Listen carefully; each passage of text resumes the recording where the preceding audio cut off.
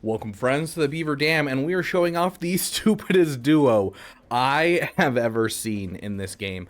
Before we get started, make sure you check out the link down below, the QR code appearing above. You're going to get the wonderful Zargala as well as $60 worth of cool stuff. You're going to get Ugo, who we're going to talk about how awesome she is during this video as well. And you're also going to be able to get access to 4 new player promo codes, whether you're sharing it with a friend so he gets a great start, or you want to start a new account.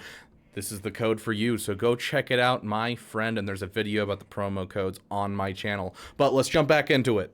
I never really considered doing this because I didn't really know about soloing so much. So I got a character not too long ago, and that's Venomage. And Venomage is amazing. Venomage can solo a lot of the dungeons at like level 20 by himself, and requires some good gear. Obviously, I have leveled up a lot of gear. No, this isn't the best gear, but it was the best that I had, and I wanted to be able to solo as much content as possible, so that way I could make food champions and level up my food champions while I'm working on dungeons. And so I'm going to continue to work on my Venomage until they're in the right spot where they can solo. But until then, I found something stupid. I found something a little silly, a little dumb. Now, what we're using here is we are using a regeneration set and an immortal set. And with these two sets, you can put it on any character that's super, super beefy.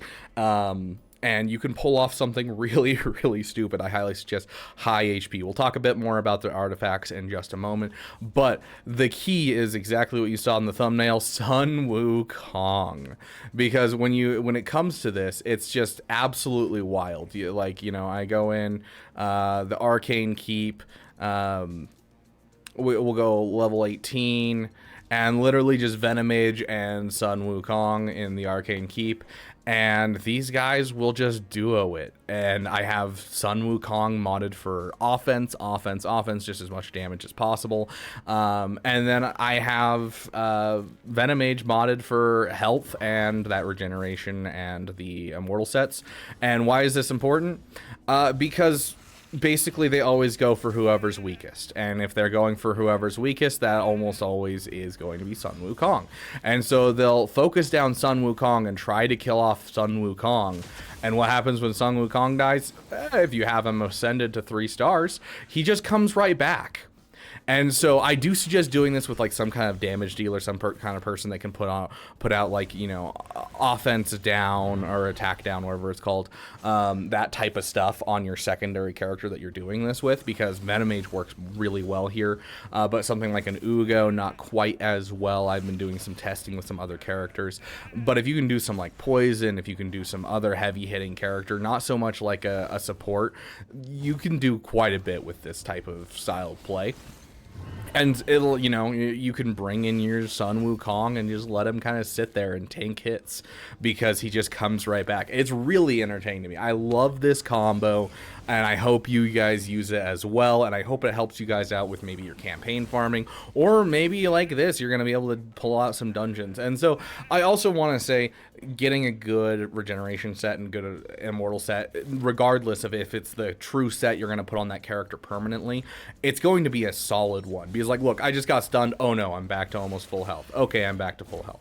So we'll talk a bit about the artifacts in a sec, but regeneration, immortal, it'll do tons for you throughout the game as you get characters like Venomage that can solo, and characters that you need to stay alive like Ugo. But yeah, I've been absolutely loving this, and it's just so enjoyable to watch them just kind of sit there and like, the enemy team just doesn't do anything. And so like, yes, this team takes a while to win, but like, I go to bed and I let this run, and I get a whole bunch of uses out of it using my multi-battles, or I let this run while I'm at work and I get a whole bunch of these because I've been needing a whole bunch of these arcane potions. It works in a couple of the other ones as well. Like, I've been able to use them on like basically around 14 to 18 levels on like Dragon, as well as this Arcane Keep, the Void Keep I did as well. It'll depend. It's not going to work for everything, but it is definitely something that helps in a lot of different ways. So something for you here. Let's jump over and look at the artifacts. I'm not gonna waste your guys' time sitting through them taking out the boss for another 2 minutes, but Oh, come on. Get out of here. So essentially for him, all I did was just offense and perception, giving him a little speed. You could just do offense, offense, offense. It's not like you really need him to survive or anything. And just build everything around attack percentage, and that's basically it. You can give him speed boots if you want, or you could do like attack boots. Literally whatever you want. Just give him as much attack crit damage and as you can to make him hit hard when he does get a turn. You do want some speed, of course. You never want to go no speed, so get as much speed as you can, obviously. Venom Mage, I don't have the perfect mods yet, of course. I don't have the perfect artifacts, but you're going to want to try and go for health just across the board. So like currently I have crit damage and defense just because it's what I had. You know, speed is always helpful on the boots, but you're looking for health. And so you can see, you know, I'm like trying to push health, as much health percentage, as much flat health as you can, because, you know, when you're pushing health like this, flat health helps a ton too as well. It's like don't sleep on flat health when you're trying to make a character like this. And so you can get them super beefy. You can do this on not Bellower, Ugo as well. As you can see, I'm building a set for Ugo as well. Not as good as my other set yet, but you know, I've got like some HP gauntlets that I'm rocking. They're only 4-star, but they're helpful.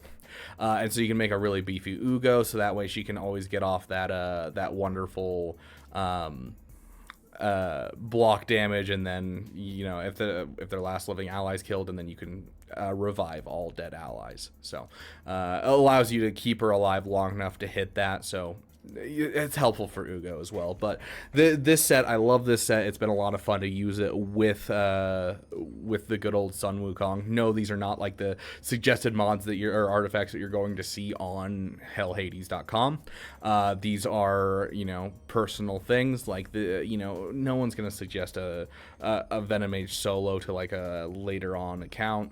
Whereas for me, it's vital. It's something super, super nice. You know, for early players, this is something that works really well. It's less good as you get farther into the game, but it's always going to have a place and a home, so don't feel bad about taking up artifacts like this, especially artifacts that are 4-star to 5-star to 6-star. Those ones are the ones you're looking for. So if you have some good 4 to 6-star, especially 5 and 6-star of these sets, consider doing this. Consider having a damn good time and just making your Sun Wukong someone to sponge damage and deal out damage, and that's it. And then your other person just to survive and kind of hang out and give yourself time, because you can swing above your weight class. These two have caused me to, I mean, I was only like 2-3 levels below where I am in the Arcane Keep now with a full team, and then I modded these guys this way, and now I can do, you know, 18 with just 2 of them. So let me know in the comments section below if you're gonna try this, and if you think it's as funny as I do. I love it. I love it so much. That's one thing I love about this game when it comes to how it's focused about PvE. It's just great because you just, you know, you can pull stuff like this and enjoy it because you're not focused about the PvP aspect. I don't need Venom Mage for PvP. It's not like strictly necessary. So I can afford to artifact him up for whatever I want and do silly things like this and do a solo Venom Mage or a duo with Sun Wukong until I can get the best mods on Venom Mage. So thank you guys so much for watching. Hopefully it helps you guys. If you want to start in Raid today, make sure you check out the link down below, the QR code appearing above.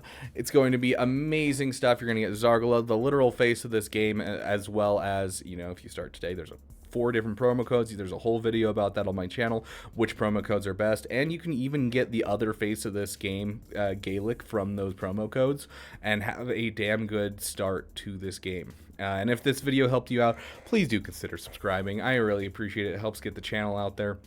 Thank you guys so much for watching, and thank you for giving a damn.